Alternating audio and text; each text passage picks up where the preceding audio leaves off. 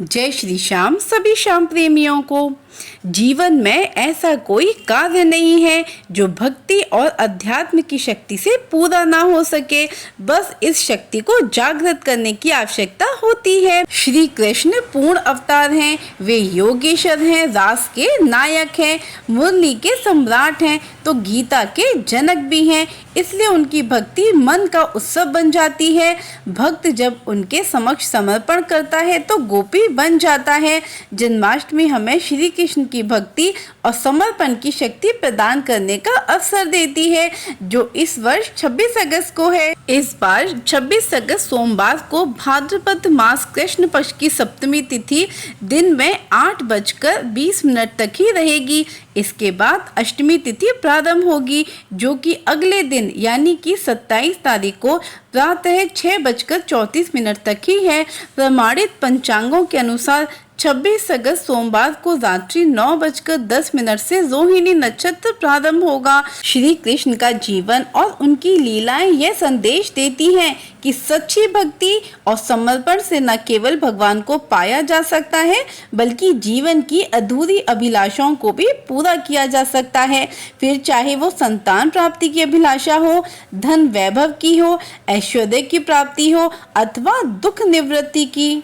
जन्माष्टमी पर श्री कृष्ण का जन्मोत्सव तो है ही, साथ में श्री कृष्ण की माया को विस्तार देने वाली योग माया का भी प्रादुर्भाव दिवस है, जिसका जन्म बाल कृष्ण को कंस के हाथों से बचाने के लिए हुआ था।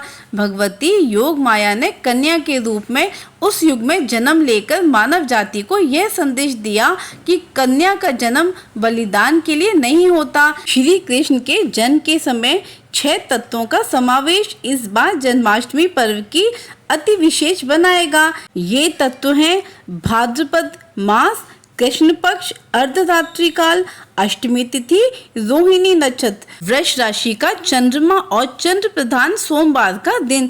ये सभी मुहूर्त की दृष्टि से अति महत्वपूर्ण है। इन सभी 6 तत्वों का समावेश बहुत कठिनाई से प्राप्त होता है। जन्म जन्मांतरों के पुण्य संचय से कृष्ण पूजन का ऐसा दुर्लभ योग मिलता है। जिस मनुष्य को जयंती योग में उपवास का सौभाग्य मिल जाता है, उसके कोटि जन्मकृत पाप नष्ट हो जाते हैं। वह जन्म बंधन से मुक्त होकर परम दिव्य बैकुंठ भगवान धाम में निवास करता है।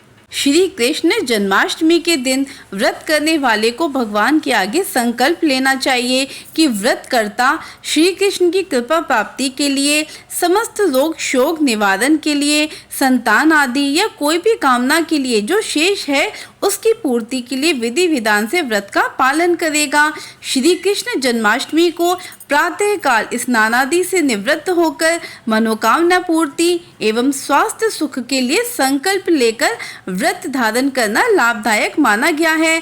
संध्या के समय अपनी अपनी परंपरा के अनुसार भगवान के लिए झूला बनाकर बाल कृष्ण को उसमें झुलाया जाता है।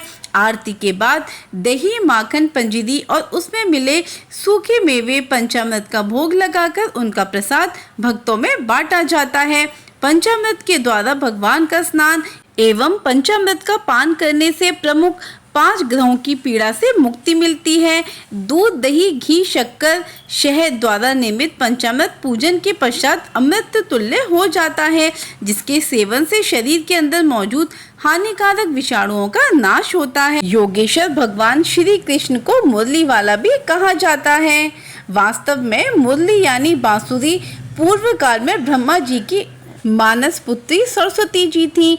एक श्राप के कारण सरस्वती जी को बांस के रूप में जन्म मिला, लेकिन बांस बनने से पूर्व मां सरस्वती ने प्रभु प्राप्ति के लिए तप किया, जिसके फलस्वरूप कृष्ण अवतार में बांसुरी कृष्ण भगवान की सहचरी बनी। भगवान श्री कृष्ण की बांसुरी सभी जड़ और चेतन का मन मोह लेती है। मनोकामना पूर्ति के लिए जन्माष्टमी को श्री कृष्ण मंदिर में जाकर भगवान श्री कृष्ण को बांसुरी अवश्य चढ़ाएं।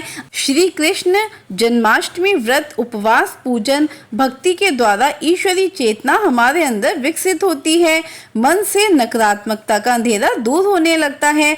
जिस प्रकार श्री कृष्ण जन्म जन्म के समय उनके माता पिता की जंजीरें अपने आप टूट गईं और कारावास के सारे द्वार खुल गए, उसी प्रकार कृष्ण के सच्चे भक्त के भीतर अहम और विकारों की जंजीरें टूटने लगती हैं और मोक्ष अथवा आध्यात्मिक प्रगति के बंद दरवाजे खुलने लगते हैं। भगवान की ऐसी ही रोचक बातों को जानने के लिए इस चैनल पे बने रहें।